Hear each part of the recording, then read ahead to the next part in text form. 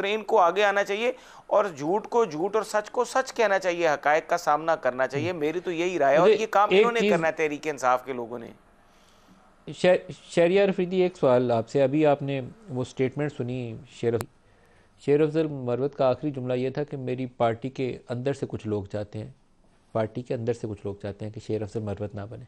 अभी कुछ दिन पहले वो बैरिस्टर गौहर के साथ खड़े प्रेस कॉन्फ्रेंस कर रहे थे, तो उसके अंदर भी एक सहाफ़ी ने सवाल पूछा, तो बैरिस्टर गौहर ने उसको कवर करने की कोशिश की, तो शेर अफजल मरवत ने दोबारा कहा कि नहीं, ये जो सवाल कर रहा है ये दुरुस्त सवाल कर रहा है।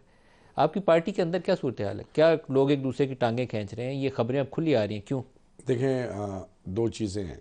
सबसे पहले आपका सवाल, फिर मैं मोहसिन राजा साहब के कमेंट्स की तरफ आऊँगा। पार्टी के अंदर कोड ऑफ कॉन्डक्ट, कोई भी पार्टी के जो कोड ऑफ कॉन्डक्ट है उससे अबव नहीं है। ये जैसे मैंने अभी आपको कहा कि खान, आपने मुझसे पूछा कि कोई बैकडोर कोई चीज़ चल रही है, तो मैंने खान साहब से सुनी, जो मेरा लीडर है, वो आपके और कौम के सामने रख दी। आइडियली होनी चाहिए, मेरी ख्वाहिश है कि होनी चाहिए। अब बात आपने की शेर अफजल मरवत साहब से ना, तो मैंने कोई ऐसी चीज़ नहीं सुनी, और शेर अफजल मरवत साहब ने अगर बात की है तो he is the right person to answer. आपके ख्याल में एक दूसरे की टांगें नहीं आप लोग खींच रहे? मैं उस पर, मेरे ख्याल में आपकी पार्टी के अंदर कोई कम से कम 4 ग्रुप्स ऑपरेट कर रहे हैं। मैं देखें, मेरे घर के पार्टी मेरी की मिसाल मेरे घर की है। घर में अंदर हम डिफरेंस ऑफ ओपिनियन माँ बाप में भी आता है, बहन भाई में भी आता है, मियाँ बीवी में भी आता है। खींचातानी है कि नहीं है? मैं उस पर आता हूँ। देखिए जी, मैंने एक बात की कोहाट में, और उसको बड़ा अजीब तरीके से पोर्ट्रे किया गया। मैं सिर्फ आपको इतना कहना चाहूँगा कि जितनी ज़्यादा पॉलिटिकल लीडरशिप की खान साहब से इंटरेक्शन होगा, मैंने आज भी अपने चेयरमैन से रिक्वेस्ट की है, बैरिस्टर गौहर साहब से, पार्लिमानी मीटिंग में, कि आप एक पॉलिटिकल कमेटी बनाएं जो पार्लियामेंट के मेंबरान पर मुश्तमिल हो, जितने मेंबर की क्यों ना हो, वही खान साहब से पॉलिटिकल अफेयर्स के वाले से मुलाकात करके कौम को हकीकत बता दिया करें। आपकी पार्टी में खींचातानी हो रही है इस वक्त। आपकी कमेटी बनी, उसके ऊपर अली मोहम्मद खान ने ट्वीट किया और उसने कहा कि ये जो नुमाइंदगी है ये ठीक है, आप सारे लोगों को शाबाश, लेकिन ये बंदे उसमें शामिल होने चाहिए, इसमें आपका नाम भी शामिल है। आस्तीन के साम कौन है? देखें मलिक साहब, एक चीज़ मैं आपको बड़ी क्लियर बता दूं। मलिक साहब, मुझे हैरानगी होती है, चाहे मेरी पार्टी के मेंबर हैं, जो भी हैं, कि वो खान साहब से इसलिए मिल रहे हैं कि सेनेट का टिकट इसको दे दो, या मुझे ये बना दो, या उसको वो बना दो। लॉबिंग तो हो रही है। मैं अगर अपनी बात, ये सोच खान के फॉलोअर की नहीं हो सकती। खान की आइडियोलॉजी और खान के जो लॉयलिस्ट हैं वो सिर्फ कॉज और खान के साथ कमिटेड हैं। कॉज है पाकिस्तान, और खान उसके लिए वो ड्राइविंग सीट पे वो शख्स है जो हमारा ईमान और यकीन है कि Khan is the right person to take this nation out of whatever we are facing right now. आस्तीन के सांप कौन है? बिल्कुल हैं। कौन है? मेरी अर्ज तो सुने। आस्तीन के सांप इसलिए हैं कि जितनी मिसअंडरस्टैंडिंग, जो अब ये कन्फ्यूजन उभर के सामने आ रही है, जैसे अली मोहम्मद खान जैसा बंदा, शानदाना गुलजार मेरी बहन, बाकी पार्टी के की स्टेक होल्डर्स जो इस वक्त अजीब इस्तिराब में है, एक बंदा आके कुछ कह देता है, दूसरा बंदा कुछ कहता है। अभी आपने खुद बताया कि जी पब्लिक अकाउंट्स कमेटी के इतने नाम चल रहे हैं। अभी लीडर कौन है आस्तीन का सांप? हैं कुछ कौन? हैं, कुछ हैं जो वो कौन है? वो वक्त पे बताऊंगा मैं इंशाल्लाह। पैराशूट लैंडर्स कौन है? वक्त पे बताऊंगा। पैराशूट और लैंडर्स आपको पता है मुझे मॉरल का वक्त पे बताऊंगा इंशाल्लाह। पैराशूट लैंडर्स तो मैं आइडेंटिफाई कर सकता हूँ, लेकिन मैं नाम अपने मुंह से लेना नहीं चाहता। देखिए, मैं इस टाइम सिर्फ ये है कि पार्टी के अंदर तमाम इश्यूज को एड्रेस करना हमारी जिम्मेदारी है, and we will make them an example. It is very simple. जो आप कह रहे हैं कि will make them an example? Absolutely. जो मेरे उनको मिसाल बनाया जाएगा? जी, उसको मिसाल इसलिए बनाया जाएगा कि इस टाइम 8 फरवरी की बेहतरीन मिसाल पूरी पाकिस्तानी कौम ने वोट 2 वजह से दिया हमें। आपके ख्याल में ये लोग इमरान को बिट्रे कर रहे हैं, धोखा दे रहे हैं? ये जो अंदर जो 2-3 मुनाफिक हैं, बिल्कुल ये सबसे बड़े कुर्दोगलू मुनाफिक हैं। ये नहीं चाहते, ये चाहते हैं खुदा न खास्ता खान साहब अंदर रहे और ये अपनी दुकानदारी, अपनी पॉलिटिक्स खेलते रहें, और इनका पाकिस्तान की आवाम से, खान के विजन से कोई दूर दूर तक ताल्लुक। आपकी इस बात का मतलब यह है कि वो इमरान को बेच के अपनी दुकान चमका रहे हैं? अल्लाह वो दिन ना लाए। We are there to defend. But this is what मुनाफिकीन का तो जी, मुनाफिकीन ये लगे हुए हैं, और अल्हम्दुलिल्लाह हम उनके बहुत नज़दीक तक पहुंच चुके हुए हैं। मैं एक चीज़ आपको बताना चाहूँगा, 8 फरवरी से अब तक, ये अभी 21 जो है ये अप्रैल को, मुझे बताएं पूरी कौम ने पीटीआई को वोट दिया है। क्यों कौम निकल नहीं रही?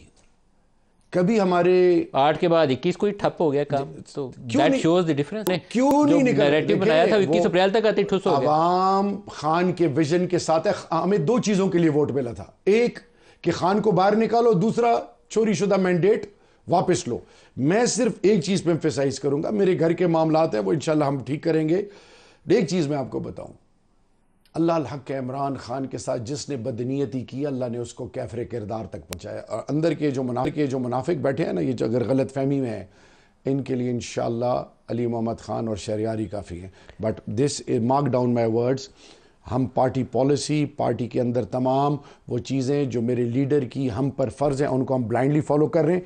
लेकिन ये ओहदा सियासत वाला खेल जो है, ये समझ से बालतर है। आपने जो लफ्ज़ इस्तेमाल किया कि हम उनको निशान इबरत बनाएंगे, ये दुरुस्त तर्जमा होगा उसका, will make them an example. हम उनको निशान इबरत बनाएंगे। आपके पास ऐसा कौन सा इख्तियार है कि उन्हें निशान इबरत बनाएंगे? मेरे पास पार्टी का एक वर्कर हूँ, इमरान खान का एक सिपाही हूँ।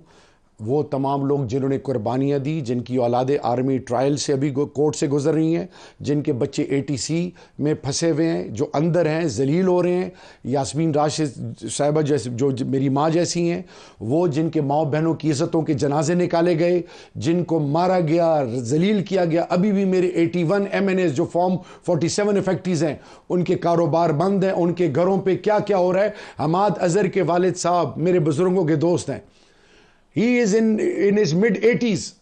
इसी तरह उमर डार की वालदा, इसी तरह अली मोहम्मद खान की मां। मैं जब उनसे मिलता हूं, मैं उनसे आंखें नहीं मिला सकता। वो जिस कैफियत और इस्तिराब से गुजर रहे हैं, लोगों के घरों में क़यामत बरपा हुई है, और ये लोग तसमस नहीं है, इनको कोई एहसास ही नहीं है वर्कर की तकलीफ। ये कंप्रोमाइज करने वाले कौन है ना, ये वक्त पे बताऊंगा इंशाल्लाह। अच्छा, एक सवाल आपसे भी है रांझा साहब, मैं PTI के अंदर मुनाफिकीन का सवाल तो आपसे नहीं पूछ सकता, वो तो शहरियार ही एड्रेस करेंगे, लेकिन आपकी जमात के अंदर भी खबरें कुछ ऐसी हैं, राना सनाउल्लाह के बयान सुन लें तो उससे भी यही लगता है कि आपकी जमात के अंदर भी कुछ मुनाफिकीन मौजूद हैं। मालूम नहीं कि आप उनसे कैसे हैंडल करेंगे। कहते हैं नवाज शरीफ को डिच कर दिया डबोडिया, असल में कैंडिडेट नवाज शरीफ ने होना था, लेकिन लास्ट मोमेंट के ऊपर नवाज शरीफ को वजीर पाकिस्तान को नवाज दो के इश्तहार तो छाप दिए, लेकिन उसके बाद पार्टी ने पीछे से किसी ने नीचे से कालीन खींच लिया।